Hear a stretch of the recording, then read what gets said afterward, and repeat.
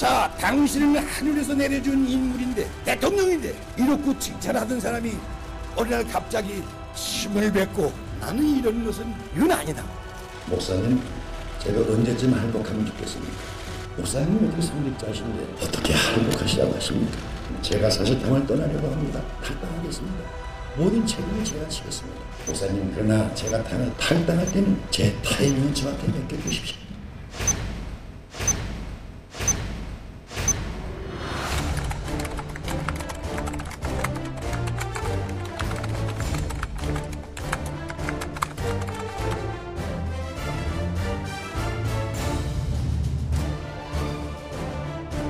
당당하거나 아름답지 못하게 저런 모양새로 나가시는 것에 대해서 여러 가지 참 착잡하실 겁니다. 건강한 정당으로 이렇게 다시 일어설 수 있는 그런 토대가 마련되고 있다고.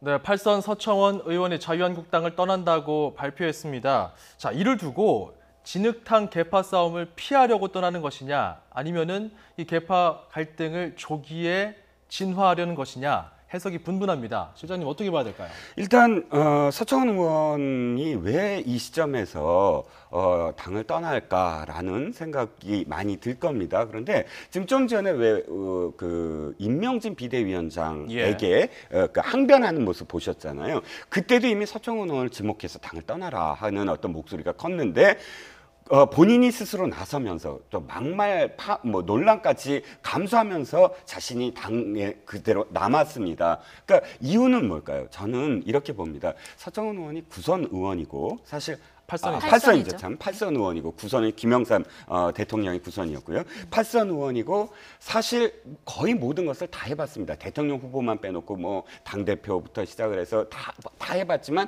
정말 하고 싶었던 게 국회의장이었습니다.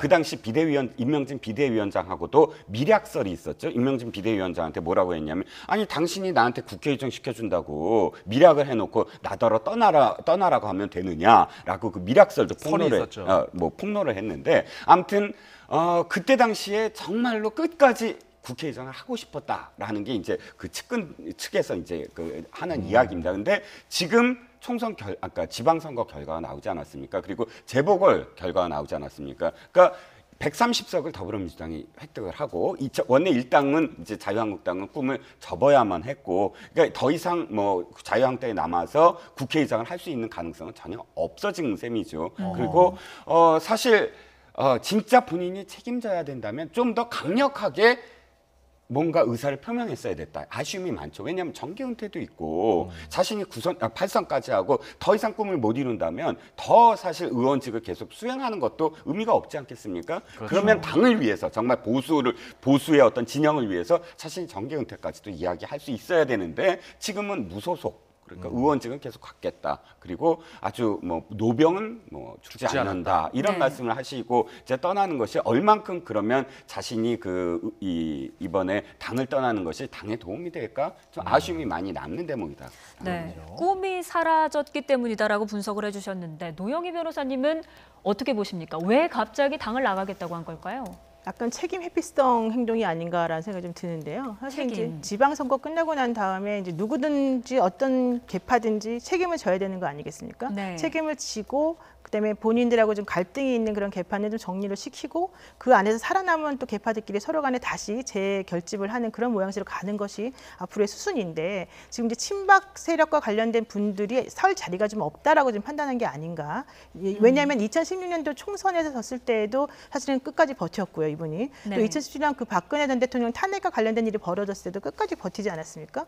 그리고 그러다가 2017년 7월에 그 홍 대표가 이제 그 당권을 잡았을 때에도 사실은 그렇게 나가라고 모욕적으로 했음에도 불구하고 끝까지 버텼는데, 그렇죠. 결국 이제 올해 6월 13일 지방선거에서 이제 손을 들었다는 거예요. 그 얘기는 더 이상 버틸 힘이 없었다라고 하는 걸 의미하는 것이고, 더 이상은 친박계를 중심으로 해서 버티는 것이 한계에 다다랐다는 걸 표현하는 건데, 또 아까 저 분이 사실은 이제 인터뷰한 내용 중에 하나가 뭐가 있었냐면, 그 분당하시는 겁니까? 라는 식으로 이제 어떤 기자가 물어보는 질문이 하나가 있습니다. 지금 이 화면에는 안 나왔었지만.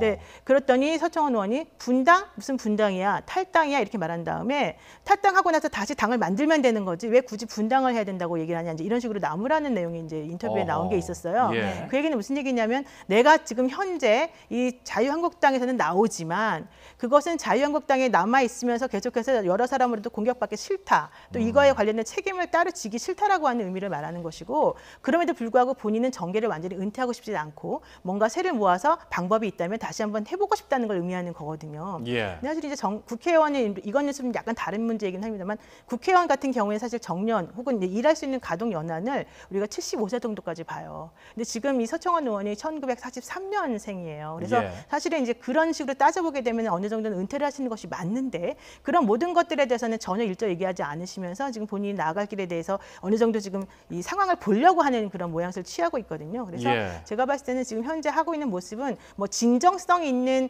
의미의 인적 쇄신이라든가 진정성 있는 의미에서 책임을 본인이 지겠다 이런 건 아닌 것 같고 일단은 한 발을 좀 빼고 뭔가 좀 상황을 다시 정리해보자 이런 의미가 아닐까 생각이 듭니다. 무조건 국회의원은 국민의 대표이기 때문에 은퇴 시점 같은 경우는 그렇죠. 국민이 결정하겠죠. 이제 그렇게 봤는데 중요한 거는 이 서청원 의원의 페이스북 내용 중에서 좀 의미심장한 부분이 있습니다. 좀 보여드리면 계파 갈등 얘기 부분입니다. 친이 친박 분쟁의 비극적인 도돌이표. 결국 두 분의 대통령마저 감옥에 보내지 않았나. 연부 역강, 즉 나이가 젊고 기운이 왕성한 후배들이 정치를 바로 세워달라. 여기서 저 빨간색 부분 있잖아요. 계파 갈등이 여전히 남아있고 이런 소용돌이가 지금 일어날 조짐이 보이고 있다는 것을 예고했다. 이렇게 봐도 될까요?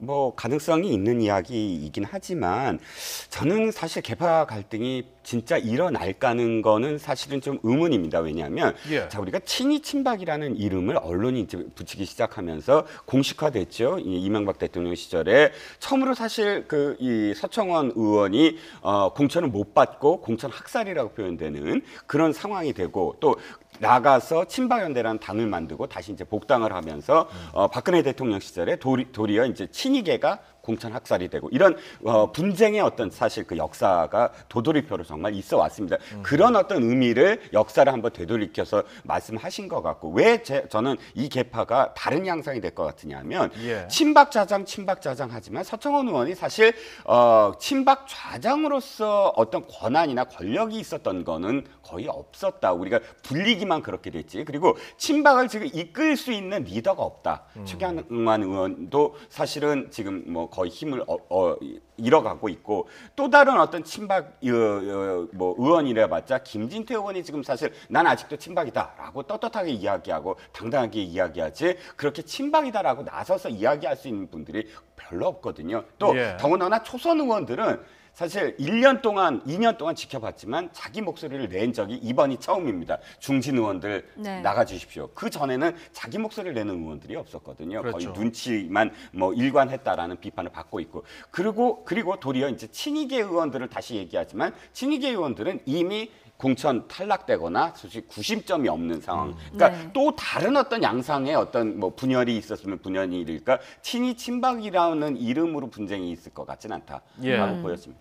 네, 그런데 어제 사실 계파 갈등을 시사하는 특정 메모가 또 논란이 되지 않았습니까? 그런데 오늘 박성중 의원이 이에 대해서 해명을 하긴 했습니다. 언론이 거꾸로 이해했다라는 해명이었는데요. 사실 이제 어제 이 보도가 나가면서 박성중 의원이 이제 메모를 하는 그 장면이 사실은 포착이 됐는데 네. 여기에 대해서 그 기자가 덧붙이는 얘기 중에 하나는 애써 가리지도 않더라. 일부러 보여줬다. 일부러 보여준 것 같다. 네. 이제 그런 얘기를 했었단 말이죠. 그래놓고 이제 오늘 이 얘기가 조금 시끄러워지고 얘기가 되니까 아 이거는 언론이 잘못 해석한 거다 이런 식으로 뭔가 좀 진화를 하려고 하는 이제 얘기를 하고 있습니다. 그런데 네.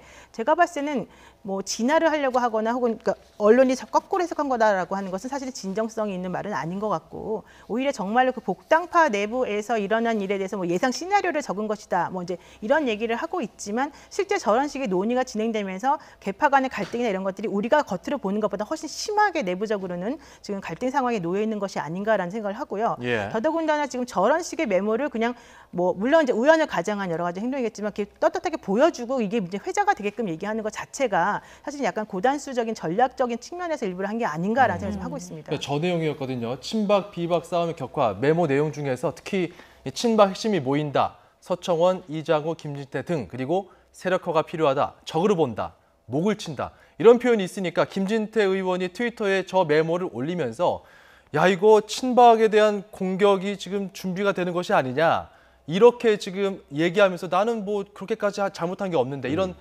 반응을 했었고 거기에 대해서 박성중 의원이 그게 아니다. 친박 쪽에서 오히려 자기들을 공격하려 하는 것 같아서 대비가 필요하다라는 차원에서 얘기했다라는 건데요. 지금 이러한 미묘한 갈등들 결국 복당파와 친박 이 두 세력 간의 다툼이다. 이렇게 노정할 수 있을까요? 사실 지금 박성중 의원이 표현한 것이 일정 부분 저는 맞다고 생각을 하는 부분이 있어요. 왜냐하면 지금 저 메모가 어디서 지금 보여졌냐면 초선 의원들 모임에서 저 메모가 노출이 됐단 말이죠. 그런데 초선 의원들은 60여 명에서 70여 명 중에 뭐 30명이 모였다고 치더라도 거의 대부분 진박이라는 딱지로 대구 경북을 중심으로 해서 당선된 분들이 많아요. 복당파 모임이었다고 하더라고요. 아니. 초선 의원들 모임에서 이 메모가 나왔어요. 네. 그 사진이 찍혔어요. 그러면 제가 처음에 이 기사를 봤을 때 아니 초선 의원들이 이런 식의 어떤 논의를 할까? 진박이나 친박들이 많은데 그렇게 저는 처음에 생각을 했어요. 그런데 아니나 다를까 박성중 의원은 뭐냐면 초선 의원들 모임 전날 조찬에 복당파들이 한 말이다라고 얘기를 하거든요. 저는 그건 맞다고 봐요. 복당파들은 이런 얘기를 할 수 있어서 초선 의원들이 얘기할 건 아니거든요. 그러니까 초선 의원들 중에 오늘 윤상직 의원이 라디오 인터뷰에서 이렇게 얘기를 해요. 그거 보여주려고 한 거 맞다. 왜냐하면 그건 우리들이 한 얘기가 아니다. 그 전날 한 얘기, 그러니까 우리는 모르는 얘기인데 우리들 모임에서 그걸 굳이 꺼내서 들여다보고 있을 이유가 뭐가 있겠느냐. 그러니까 그것도 어느 정도는 진짜 보여주려고 하는 의도가 맞지 않느냐라는 거죠. 어쨌든 갈등은 최고조로 치닫고 있는 모습인데 김성태 권한대행은 불씨 차단에 일단 힘쓰고 있습니다. 들어보시죠. 박성중 의원 메모 관련해서 한 말씀 적절치 못한 행동이었습니다. 당의 갈등과 분열로 국민들이 이번 6.13 선거에서 마지막 기회를 주신 이 따끔한 채찍질에 반하는 그런 개파 활동이나 또 분열을 책동하는 행동에 대해서는 앞으로 단호히 대처하고 앞으로 당을 분열시키고 갈등을 조장하는 행위들에 대해서는 반드시 책임이 뒤따를 수밖에 없다는 걸 분명히 밝히고. 네, 이런 가운데 내일 의원총회를 열어서 쇄신안도 설명하겠다라고 했는데 어떤 결론이 나올까요? 근데 사실 어떤 결론이든지 쉽게 나올 수 있을까? 이런 좀 회의감이 사실 듭니다. 왜냐하면 지금 김성태 지금 원내대표 이분도 처음에 내놓은 쇄신안이라고 하는 것이 사실은 누구나 생각할 수 있는 그 얘기가 그 얘기 아니냐라는 얘기를 많이 들었거든요. 그리고 일각에서는 퍼포먼스라는 얘기까지 사실 들었고 지금 중앙당 해체한다는 얘기를 하면서 또 사실은 그 다른 당원들로부터 지금 반발도 엄청나게 많이 받고 있는 상황이란 말이죠. 게다가 김성태 원내대표가 실질적으로는 당권을 전체적으로 장악했다거나 아니면 본인을 다른 사람들로부터 뭔가 지지를 많이 받고 있다거나 이런 게 또 아니기 때문에 현실적으로는 내일 그 의원총회를 하겠지만 실질적으로 필요하고 또 실현 가능한 여러 가지 좋은 정도의 그런 해결책이 나올 가능성은 사실 그렇게 많지 않다 이렇게 좀 판단이 됩니다. 자 이런 가운데 당대표직을 내려놓은 홍준표 전 대표는 뭐 하고 있을까요? 변호사 재기업을 준비한다고 하던데 이거 뭐 등록제입니까? 허가제입니까? 그냥 등록하면 되는 거예요? 그러니까 변호사로 처음에 등록을 할 때는 대한변협에 이제 등록하겠다라고 신청서를 내고 심사를 일정 정도 거쳐서 오케이가 되어야지 등록이 되는 건데 홍준표 전 대표 같은 경우는 원래 검사로 시작을 했기 때문에 1995년도에 변호사 등록을 먼저 했습니다. 그러다가 2012년도에 이제 그 의원인가 되면서 사실은 그때는 휴직 상태가 되어서 현재까지 휴직 상태였다가 이번에는 변호사 개업 신고를 한 거예요. 그러니까 개업 신고는 본인이 살고 있는 주소지와 관련해서 소속 변호사회에다 신고만 하면 되기 때문에 지금 송파구에 아마 살고 있어서 서울지방변호사회에다가 개업 신고를 한 걸로 되어 있고요. 그렇게 되면은 별 특별한 그런 거 없이 그냥 신고만 하면은 지금 다 받아주게 되어 있기 때문에 당연히 변호사로서는 행동할 수 있을 거죠. 근데 문제는 본인이 왜 변호사로 등록하는 개업하느냐라고 했더니 변호사로서 일할 건 건 아니다. 또 이런 얘기를 했다는 거 아니겠습니까? 네. 그래서 그 부분과 관련해서도 조금 얘기될 게 많습니다. 그렇죠. 네, 그러니까 이명박 전 대통령을 만나기 위해서다 이렇게 말을 했는데 네. 이명박 전 대통령 만나기 위해서는 꼭 변호사라는 자격이 필요한 건가요? 그렇죠. 왜냐하면 변호사가 아니면 접견이 안 되는 상황이고요. 친인척도 아니고 그러니까 뭐 그런 어떤 이유를 대기는 했지만 그것도 일관성은 없어 보입니다. 왜냐하면 당대표로 있을 때 이명박 대통령이 구속되거나 혹은 그런 상황 속에서 한 번 더 항변을 한다거나 또는 뭐 법사위에서 뭐 이렇게 그 문제와 관련해서 뭐 소환을 해서 물어본다거나 이런 당의 정치적인 어떤 그런 상황을 전혀 안 만들었거든요. 도리어 그 문제와 거리를 계속 뒀던 분이 자기가 당대표를 그만둔 상황에서 이명박 대통령을 접견하러 간다라고 이렇게 말씀을 하신 것도 그러니까 앞뒤가 안 맞는 거 아니냐는 비판이 있는 거죠. 그러니까 그 이명박 전 대통령의 그 대통령 별때 당시에 그 BBK 논란에 대한 BBK 소방수 역할을 했었는데 그런 부분들이 좀 뭐 이번 어떤 언급에 관련이 있는 것이 아닌가 이런 사실 본인도 그런 얘기를 했습니다. 내가 BBK 관련해서 이명박 전 대통령을 도와주었다. 그래서 사실은 무난히 대통령이 당선되게끔 해주었다. 본인의 공이 있다 이런 얘기를 했었지만 이명박 전 대통령이 이제 여러 가지 위기에 몰렸을 때는 사실은 거리를 일정하게 두었었던 거기 때문에 예전에는 그랬을지 몰라도 지금은 서로 간의 관계가 소원한 거 아니냐 이런 얘기 나올 수밖에 없는 거죠. 그런데 이제 홍준표 전 대표가 그럼에도 불구하고 본인이 인간적인 차원에서 대통령을 면하기 위해서 변호사 등록을 개업 신고를 한다? 이건 사실 좀 어불성설인 부분이 있습니다. 왜냐하면 실질적으로 민간인이라고 하면 누구나 그 면회 신청, 그러니까 접견 신청을 할 수가 있는데 다만 제한이 따르는 거죠. 10분 정도밖에 못 하고 앞에 가림막 같은 게 있는 것이고 옆에 교도관들이 항상 대화를 엿들을 수가 있는 상황에서 할 수 있는 거죠. 다만 변호사가 만약에 접견을 신청한다면 시간 제한이 하나도 없고 정말 원한다면 아침 9시부터 저녁에 6시 정도까지 계속해서 접견할 수 있는 상황이고요. 또 누구라도 그들의 대화를 들을 수가 없는 겁니다. 그러니까 본인이 변호사로 지금 뭐 개업 신고를 한다는 것은 그렇게 편안하게 접견하고 싶다라고 하는 것을 의미하는 건데 저런 식으로 변호사 접견권을 남용한다면 사실은 요즘에 문제되는 게 구치소에 수감되어 있는 재소자들이 심심할까 봐 가서 면회해주고 얘기를 들어주는 사람들을 집사 변호사라고 보통 하면서 법무부에서 이번에 징계를 했었었는데 지금 홍준표 전 대표가 이제 그런 식의 행동을 사실 한다라고 하는 것에 불과하기 때문에 저런 식으로 이제 변호인의 접견권을 남용해서 하는 것이 과연 올바른 것인가 여기에 대해서도 사실은 얘기가 되는 거죠. 네, 그런 비판도 나올 것 같고요. 그런데 변호사 개업을 신청한 게 앞으로 정치를 안 하겠다 이런 뜻은 아닌 건가요? 지금 저는 이렇게 해석이 되는데 뭐냐면 홍준표 대표는 사실 언제나 뭐 SNS로 이렇게 소통을 하지 않습니까? 근데 막말은 이제 그만하겠다 하는 선언을 했죠. 그러면 정치인으로서는 더 이상 사실 뭐 그런 SNS 활동을 하면 비판이 더 심해질 겁니다. 그러면 저는 이게 변호사로서 여러 가지 어떤 상황들에 대해서 내가 변호사로서 이야기할 수 있지 않느냐라는 그런 근거를 마련하고 계속 홍준표식 소통을 계속 하겠다. 이런 어떤 방편으로 변호사 개업을 하신 게 아닌가 이런 생각이 듭니다. 알겠습니다. 자유한국당 내일 의총 결과 좀 보면서 어떻게 좀 모습이 비춰질지 좀 보고요.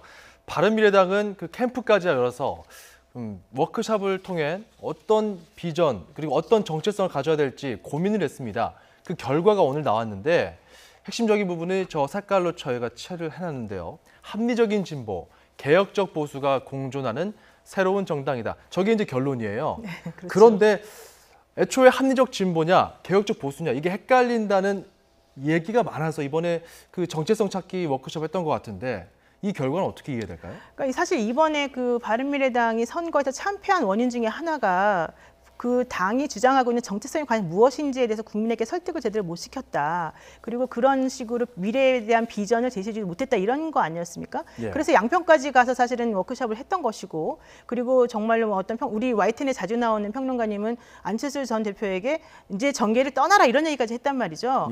그런데 결과론적으로 나온 얘기는 뭐 개혁보수라는 등 뭐 이런 식으로 나오면 사실 이전에 얘기했던 것하고 달라진 게 하나도 없는 거고 실제 정말 그 말이 의미하는 게 뭔지를 아직도 아무도 모른다는 거가 됩니다. 게다가 저런 식으로 지금 우리가 이런 식으로 정리했다라고 말을 하니까 또 일부 의원들은 우리가 언제 그렇게 정리했냐 이런 식으로 또 반발까지 하는 상황이거든요. 그래요? 그렇다면 제대로 서로 간에 합의가 되어서 어떤 방향으로 나가자라고 얘기가 됐을까? 여기에 대해서 의문부호가 생기는 거 아니겠습니까? 제가 봤을 때는 어제 그 양평에서의 그런 워크숍 같은 것들은 방향성을 찾기 위한 노력은 참 가상했으나 현실적인 대안이나 구체적인 방법에 대해서는 좀 실패한 그런 워크숍이 아니었을까. 근데 내지는 그게 실패할 수밖에 없는 그런 구조를 가지고 있는 게 아니었나 생각이 듭니다. 네.